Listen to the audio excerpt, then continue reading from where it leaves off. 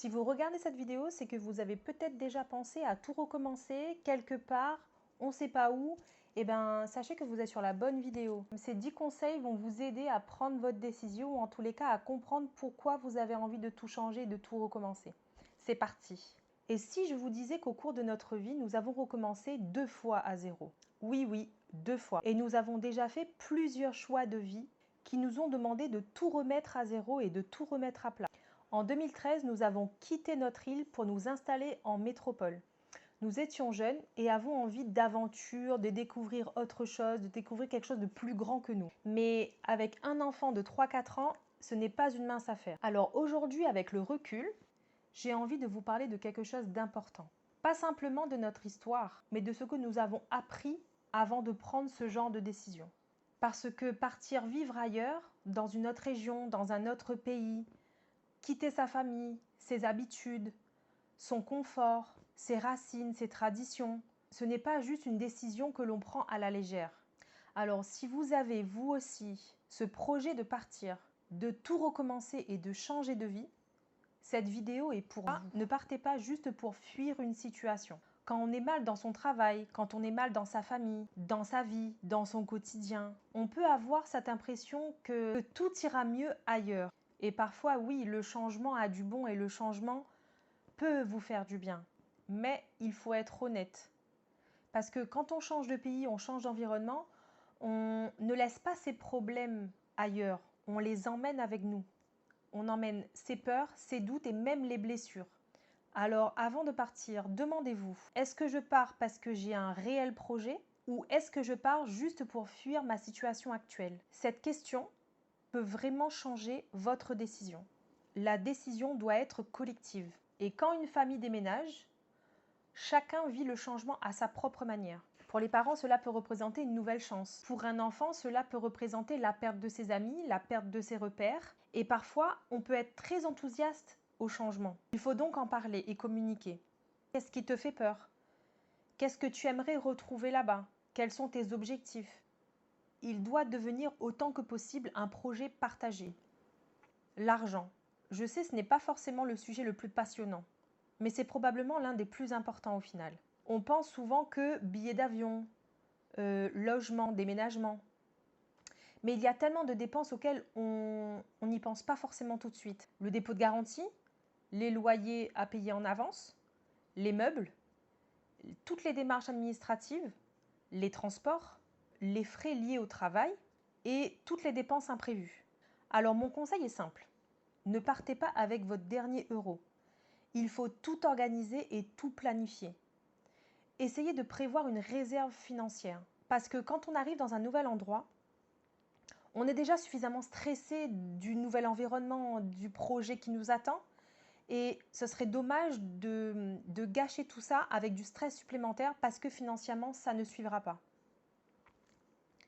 Quatrième conseil, ne vous fiez pas uniquement à ce que vous voyez sur Internet. Quand on regarde une destination en général, on voit que les beaux paysages, que la vie parfaite qu'on y voit sur les photos et les vidéos.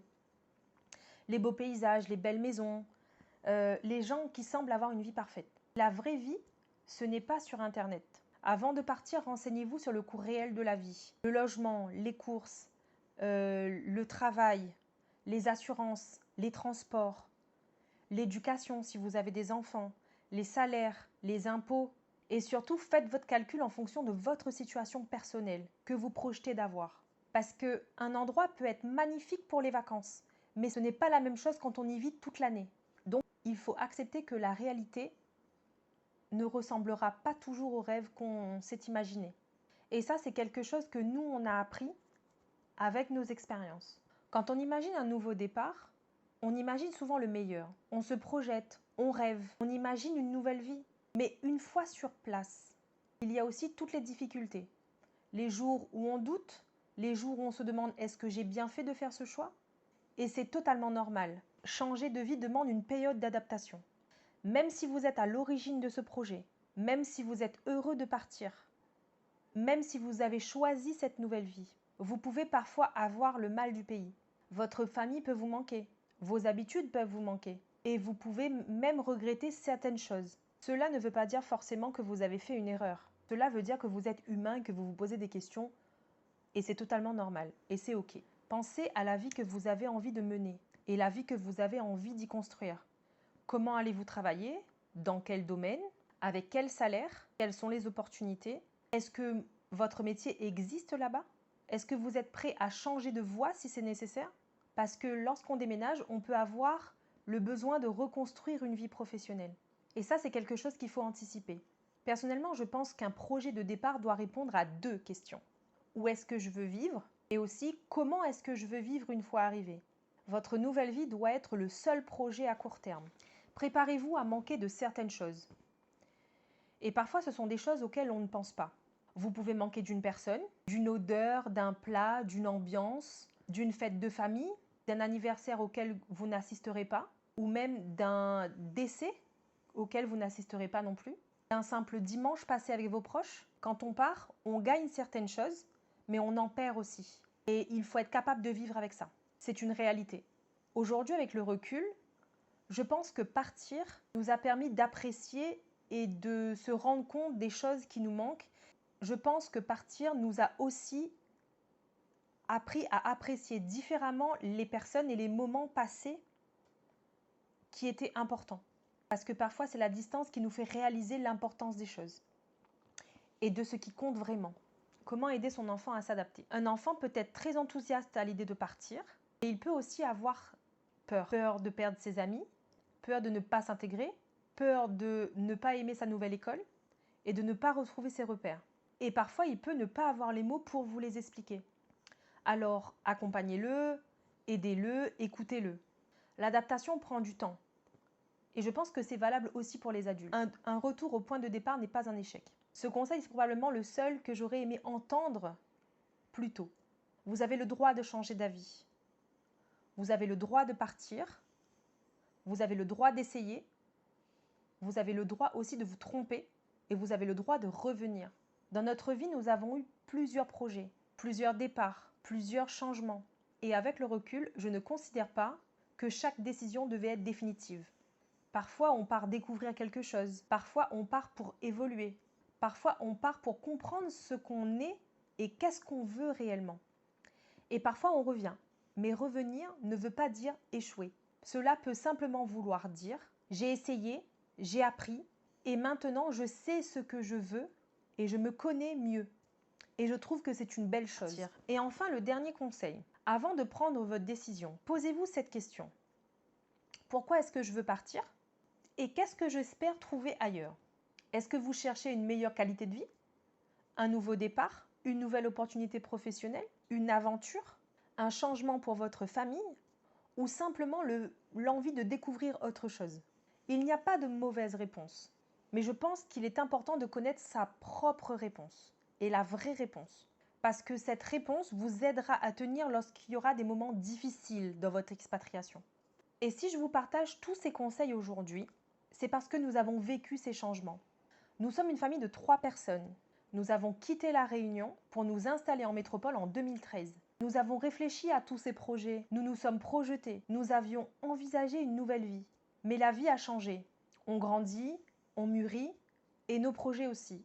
Et finalement, nous avions pris une autre direction en 2021. Nous sommes revenus à La Réunion, puis repartis en expatriation en métropole en 2026, cette année. Et aujourd'hui, quand je regarde notre parcours, je me rends compte d'une chose. Nous avons recommencé plusieurs fois. Nous avons construit plusieurs vies, découvert différents environnements, créé de nouvelles habitudes de vie. Nous avons connu le bonheur et l'inconnu qui fait peur également. Et chaque fois, nous avons dû accepter de ne pas savoir exactement où tout cela allait nous mener. Mais nous avons appris. Nous avons grandi ensemble et nous avons changé. Et surtout, on a appris que notre vie avait plusieurs chapitres et qu'on a le droit d'en commencer un nouveau. Alors si aujourd'hui, vous êtes en train de réfléchir à un départ, à un projet, à une nouvelle vie, ailleurs, que ce soit pour la métropole, pour la Réunion ou n'importe quel pays ou n'importe quelle autre destination, j'espère que cette vidéo vous aidera à réfléchir parce que partir, ce n'est pas simplement faire ses valises, c'est accepter de quitter ce qu'on connaît pour aller vers ce qu'on ne connaît pas. C'est parfois excitant, effrayant, parfois difficile, mais cela peut aussi être ultra enrichissant. Ça va vous apporter une ouverture d'esprit. Et si je devais vous donner un dernier conseil, ce serait celui-ci. Ne cherchez pas la vie parfaite. Ça n'existe pas. Par contre, cherchez la vôtre. Cherchez celle qui vous correspond le mieux. Et surtout, écoutez-vous, réfléchissez, préparez-vous, parlez-en à vos proches. Et si votre cœur vous dit que c'est le moment d'essayer, alors peut-être que votre nouveau chapitre de vie est en train déjà de commencer. Mais maintenant, j'ai une question pour vous. Est-ce que vous avez déjà eu envie de tout recommencer? Dites-moi en commentaire. Si vous pouviez partir demain, n'importe où iriez-vous et pourquoi? Je suis vraiment curieuse de connaître votre réponse. Et si vous avez déjà eu un projet de départ, ou si vous êtes déjà passé par là, partagez aussi votre expérience en commentaire. Cela pourrait aider d'autres personnes. Si cette vidéo vous a plu, pensez à mettre un pouce bleu, à vous abonner à la chaîne et à activer la cloche pour ne pas manquer les prochaines vidéos. Parce que sur cette chaîne, je vais continuer à vous partager notre quotidien, nos expériences, nos changements de vie, nos projets, nos réussites, nos réflexions, mais aussi nos doutes et nos remises en question. Parce qu'après tout, la vie, c'est aussi apprendre, évoluer et parfois tout recommencer. On se retrouve très vite pour une nouvelle vidéo. À bientôt!